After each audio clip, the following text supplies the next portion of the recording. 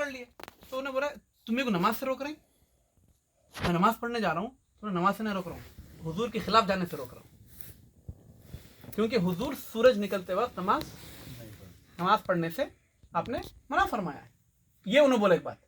तो मेरा काम तुम्हारा नमाज से रोकना नहीं है, नबी के खिलाफ जाने से रोकना है। तो इस वक्त नमाज का नहीं पढ़ना भी नबी का तरीका है। तो उस वक्त मैं आपको ये बताना चाह रहा हूँ कि अगर आप देखो कोई भी जितने भी इबादत के फॉर्म ऑफ वर्शिप है ना, उसकी कोई वैल्यू नहीं है। उसकी वैल्यू क्या है? जो अल्लामा इकबाल बोले, वो क्या बोले? तकदीर के पाबंद है नबातात और जमादात। तकदीर जो चीज़ अल्लाह ताला लिख दी है ना, ये जो नबातात हैं यानी जो पेड़ है पौधे हैं, ये तकदीर के पाबंद हैं। जमादात है, पहाड़ है, समंदर है, सूरज है, ये सब जो अल्लाह ताला उनके लिए एक निज़ाम लिख दीजिए, इतने बजे सूरज को निकलना, निकलेगा उन्हें, उसके खिलाफ जा नहीं सकता। मोमिन है फ़कत अहकाम इलाही का पाबंद। हम किसके पाबंद हैं? सिर्फ अल्लाह के हुक्म के। हमको ये नहीं देखना है कि 2 रकात नमाज है, 4 रकात नमाज है, रबीउल अव्वल है, शब मेराज है, शब बरात है, उसके पीछे अल्लाह का हुक्म है या नहीं, ये देखना है।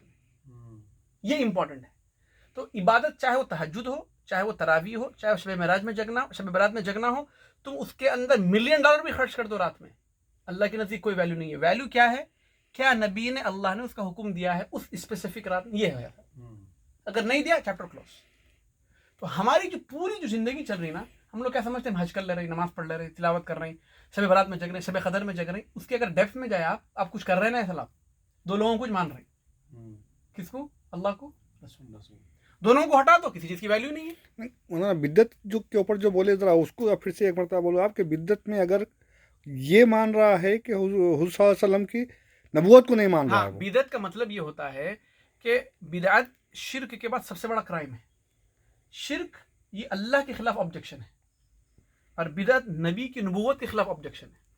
कि जो आदमी नई चीज़ इस्लाम में ऐड करता है, कि गोया कि वो इस बात को नहीं बिलीव कर रहा, इमाम मालिक रहमतुल्लाह अलैह बोले कि वो इस बात को बिलीव कर रहा है कि हुजूर कोई चीज़ें छोड़कर चले गए और भूल गए, दीन में ऐड नहीं करे, मैं जाके ऐड कर रहा हूँ उसको, ये बिदअत है। नमाज से पहले जब तक अब जैसे फॉर एग्जांपल अजान से पहले अस्सलातु वस्सलामु अलैका या रसूलल्लाह बोलना जी, और फिर वो क्या कर रहा, वो कर रहा जो भी कर रहा, ये कर रहा, ये बिदअत है, ये करना, ये बिदअत है, क्यों? ये करना। कि अब देखो, अजान कहना बिदअत, अजान कहना सुन्नत है। अब अजान से पहले जो चीज़ें ऐड हो गई, वो कौन आपको अथॉरिटी दी ऐड करनी? नहीं, मैं गलत काम कर रहा हूँ, हुजूर पे दुरूद भेज रहा हूँ, ये कॉन्सेप्ट आ गया उनका। हुजूर पे दुरूद भेजना दुनिया का काम है या दीन का काम है? अब बोलिए, दीन का काम है। दीन का जो काम होगा नबी बताएंगे या दुनिया वाले बताएंगे आपको? जब नबी ने बताना, आप क्यों पढ़ रहे हैं? इस तरीके से देखना चाहिए कि जो भी इबादत करें, दीन का काम है या दुनिया का काम है। अगर दीन का काम है, हुजूर फरमाया नहीं, अस्सलाम वालेकुम। हाँ, अब उसके बाद एक चैप्टर उसमें आता है। अब फिर आप बोलेंगे तो तरावी तो हदीस में हुजूर भी नहीं पढ़े थे, फिर 20 रकात। आप जो कुरान आप लेके घूम रहे हैं, हुजूर के ज़माने में तो कुरान था ही नहीं, तो बिदअत है फिर ये कुरान। 20 रकात तरावी बिदअत हो गई। हुजूर के ज़माने में जुम्मे की एक ही अज़ान होती, फिर 2 अज़ान होने लगी। मगर हुजूर सल्लल्लाहु अलैहि वसल्लम क्या करे, खुद हदीस के अंदर हुजूर बता कर गए ये बात कि मेरे बाद मेरे जितने भी खुलफा राशिदीन आएंगे, उनका भी तरीका गोया कि मेरा ही तरीका है। वो ऑलरेडी क्लियर करके चले गए। उनकी अथॉरिटी की चीज़ें जो, अगर वो किसी चीज़ को अथॉराइज करें, that is like I authorise, तो उनको फॉलो करना जैसे कि मुझे फॉलो करना है। ये इतनी बड़ी बात बोलकर हुजूर चले गए, तो उससे कितने मसले क्लियर हो गए। देखो आप, कुरान अबू बकर सिद्दीक़ रज़ियल्लाहु अन्हु के जमा हुई, बिदअत नहीं। क्यों? अबू बकर का अमल, हुजूर का अमल, चूँकि वो खलीफा थे। 20 रकात तरावी, हज़रत उमर का अमल, हुजूर का अमल, चूँकि हुजूर बोल के मेरे बाद खलीफा की। 2 अज़ान जुमे में हज़रत उस्मान इस्टेब्लिश करें। तो कहीं आपको ये कन्फ्यूजन ना हो जाए इस एक्सप्लेनेशन से, तो मतलब ये कि पूरा सारा बिदअत करके कि नहीं, हुजूर वहाँ पर क्लियर कर दिए, मेरे पास जितने भी खुलफा राशिदीन आएंगे, उनके तरीक़े को फॉलो करना गोया कि मेरे ही तरीक़े को फॉलो करना। तो इसीलिए शैतान और इब्लीस की नज़र में ऐसा इबादत गुजार जो बिदती होता है, जो बिदत नई नई चीज़ें करता है, वो उससे बेहतर है जो आदमी शराब पीकर नमाज नहीं पढ़ता है। क्यों? शैतान क्या खुश है मालूम कि ये आदमी गुमराह हो रहा है, और दीन के नाम पे, अच्छी नाम पे गुमराह हो रहा है, और पूरी ज़िंदगी उसको यही फिक्र सता रही है कि मैं गलत काम नहीं कर रहा हूँ। ये खतरा कि अगर बीमार ये बोले मैं हेल्थी हूँ, तो उसको कोई शिफा नहीं दे सकता। मगर बीमार ये समझे मैं बीमार हूँ, तो एक दिन वो हॉस्पिटल को ज़रूर जाएगा। बिदती में गैर बिदती में ये फ़र्क होता है। बिदती लोग क्या समझते हैं मालूम? हम क्या गलत कर रहे हैं भाई? पूरी चीज़ तो आप बना सकते हैं, आप 26 जनवरी मना सकते हैं, आप ये नहीं बना सकते। तो बेसिक उसका कॉन्सेप्ट यही जाना चाहिए कि आप फ़ौरन देखें, दीन का काम है भाई, دین کا کام ہے, دین جو دین لے کر ان سے پوچھنا چاہیے ہے یا نہیں. تو شب معراج میں جگنا, عبادت کر رہے ہیں, کوئی گناہ کا کام نہیں کر رہے, مگر اس شب معراج میں جگنے کو کس نے اتھورائز کیا ہے, یہ کوشچن.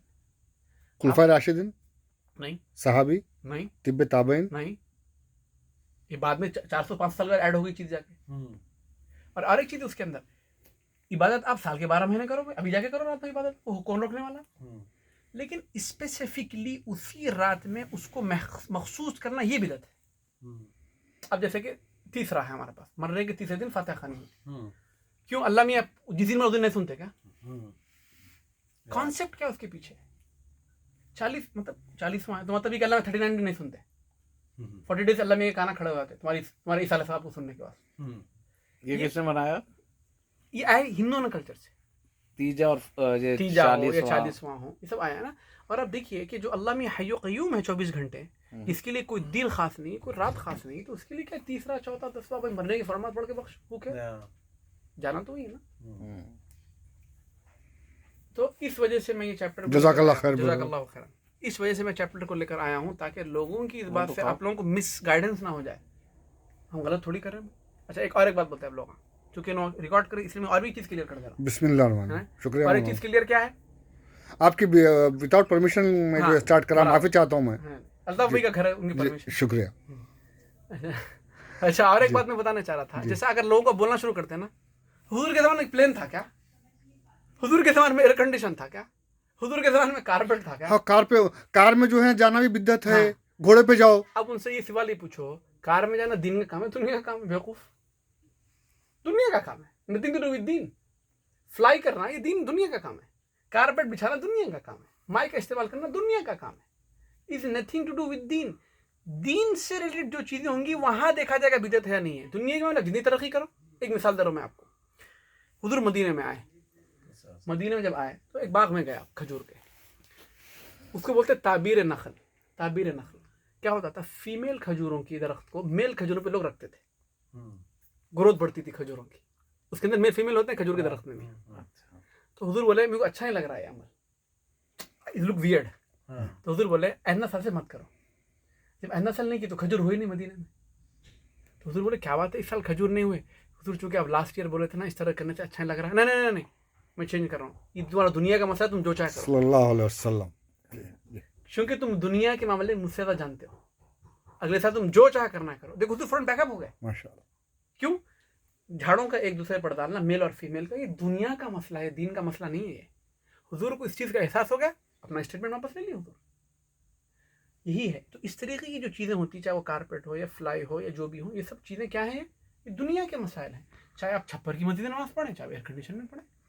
لیکن یہ دلیل دینا لا کر کہ حضور کارپیٹ نہیں پڑھتے, آپ کارپیٹ بدعت ہو گئی. نو, کارپیٹ پہ پڑھنا یہ دنیا کا کام ہے, دین کا کام ہے. اسی لیے حدیث میں حضور شرط لگا وہاں پر, جو میرے معاملے میں میرے دین میں نئی چیز ایجاد کریں گا, دنیا میں نہیں, میرے دین میں جو حکم میں اللہ کے پاس سے لے کر آیا ہوں اس میں کوئی نئی چیز ایجاد کریں گا وہ ریجیکٹڈ ہے.